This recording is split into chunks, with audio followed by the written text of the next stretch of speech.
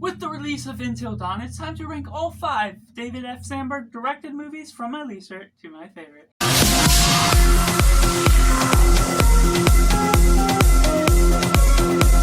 And welcome Cinema, where we focus on a film. I'm Josh, this is Simply Cinema. Let me know down in the comments below how you would rank David F Sandberg's films and what you think of him as a director as a whole. Do you like his Shazam films better? Or do you think he's better on the small, grounded horror films? In last place, we have Shazam. Now, this is a film that certainly does have its writing. It has its audience that does proper to the nature of the expectation that you're getting out of what this script is all heading for. The division between comedy and drama is certainly there, but unfortunately for me, it's just not my style of comedy, and the mixture of comedy to drama is a bad proportion to the nature of tonally shifting it from place to place, not fitting what I'm really expecting out of it, what I enjoy out of these type of films. It's a superhero film that certainly can have its good battles, but that's certainly not enough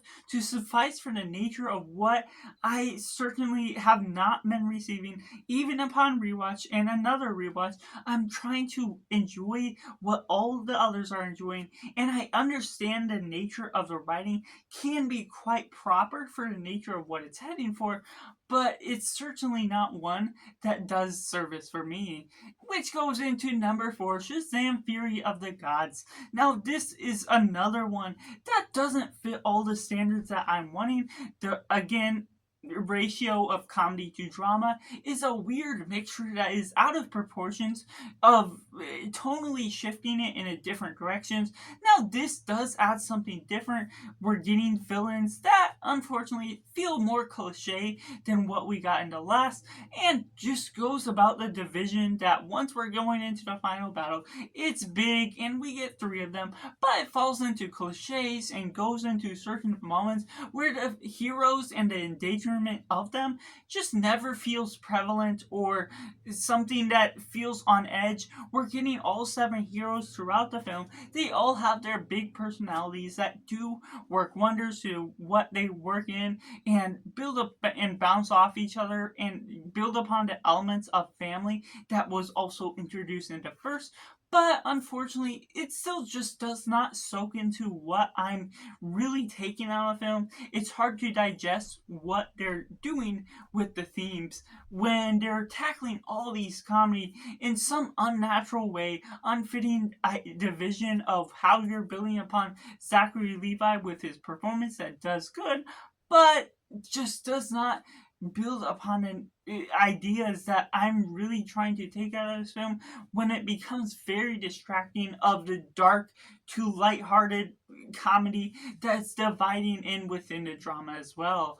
Which takes me into number 3, Until Dawn. And in my defense, there's not anything that I've played from the game or watched any gameplay prior to watching this film, but I also feel that didn't even matter because the people that played the film are giving it bad reviews, saying it's not based on the game very much at all, so it feels very unnecessary. But I still gave it my own watch that was unbiased because I had no prevalence, no place to be offended by getting something completely different than what the game is all about, and it was still a letdown. The nature of the story goes about this time loop type of film that I am a sucker for, so it did go into the attention that I did enjoy some elements a bit more than what we got out of the Shazam films. It didn't have a weird blend of comedy or drama like Shazam, but it still divided its attention with the nature of what it was trying to do with its story, changing the environment from day to day. We got about the showtime of 6 of the 13 days that they had to survive the night until dawn in order to get out of that mess they're stuck in. But the nature of how it develops that story is just sloppy. It goes about its rules and makes it easy enough to understand, but to take it all in and go about some of the context of the story shows certain things that are insufficient to what they're doing to develop the characters, to develop their knowledge, and also changes the grounds of the rules that they see a video at one point that shows a character after 11 days, who's fully transformed with his body for having been stuck there, but their bodies don't change nearly as quickly enough in the same amount of days because, of course, they have to make them look appealing to the film itself, which totally undermines what the tensions, what the severity of the cost of staying there really matters to the audience as a whole, to what I felt I received, feeling tricked in the nature of what all this film is trying to introduce, trying to bring up. There are certainly some good scares, some scares that are a little cheap in the jump scare moment, so it's a hit or miss in some certain departments what it's trying to do with its craft. David F Sandberg proves to be a good director throughout all of his films, but this isn't necessarily one of the stories that, of course, not being part of the video game adaptation, feels deserving to be made, but also, even as an unbiased spectator of what I was viewing this film as, it does service to what the time loop is, but that's really all it has to offer as a whole. And going into number 2, we have Lights Out. Now, this is an interesting exploration of the supernatural identity, what you're getting out of the exploration of this sister and brother whose mothers are coming to haunt them just as well. Diana is certainly a good threat.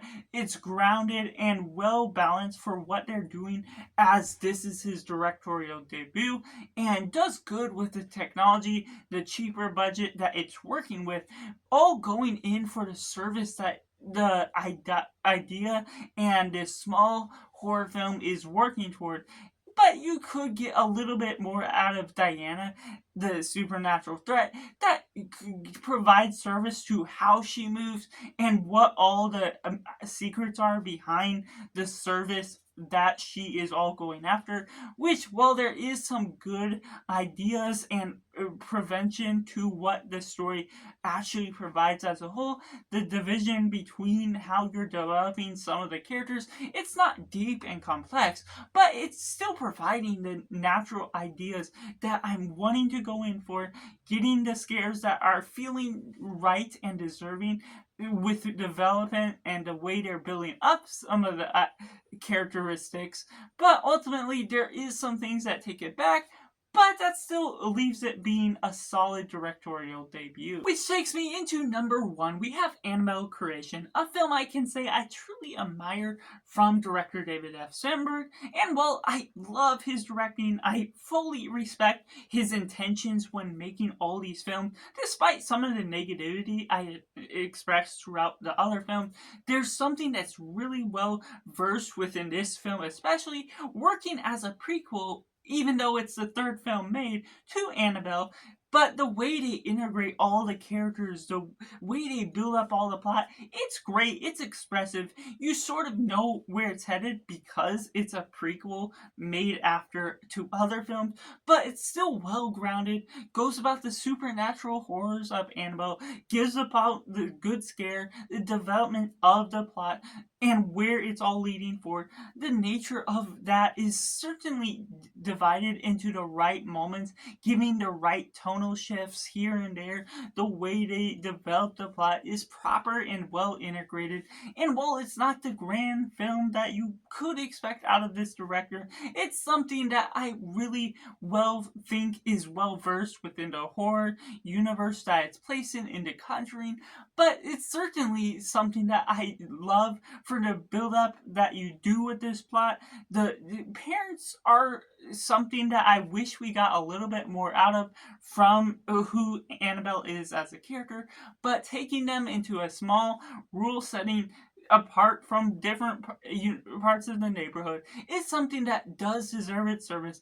Provide the innocence of a young child as the main character, utilizing this young doll, and knowing where it all goes forward in the future provides more of the scares that you get out of what this doll means, how it all gets all involved within the supernatural threat that it ultimately becomes, and of course, still, even as a prequel, whole, while it still has the ideas where you're knowing where it's headed, it certainly works those out better than some may expect. So that's my ranking of all 5 David F Sandberg movies, ranked from my least favorite to my favorite, and I love to see what you have to say about this director down in comments below. Are you a big fan of the Shazam films, a lot more than I am, or are you seemingly in the same boat, or is there some sort of mixture that you have a different ranking that's way different than what I have to say as well?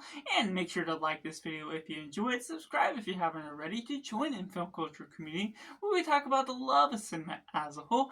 I have a whole lot of other directors and franchises ranked here on this channel, covering all the latest releases just as well.